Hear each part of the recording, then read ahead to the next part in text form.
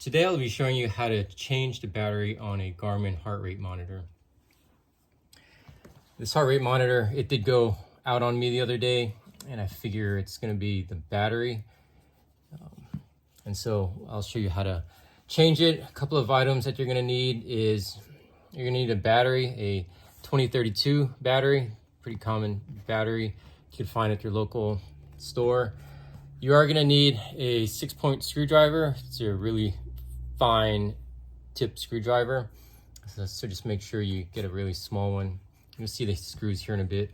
And you're also going to need something to check it out to make sure that you can actually pick up the signal from the heart rate monitor. And so I just have a little Garmin device here.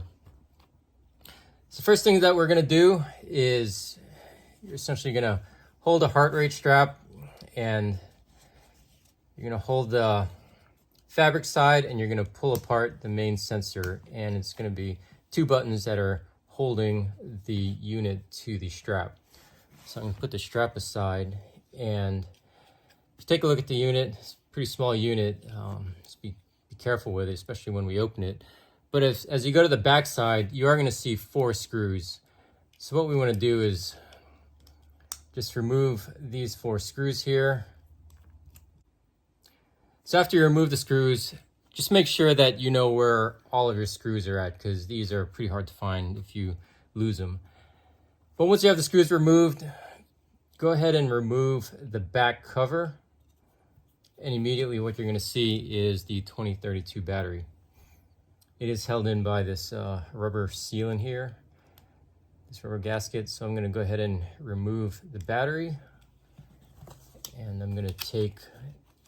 So once you have the battery out of the packaging, you're just going to insert it into the unit. Just make sure it sits in there properly.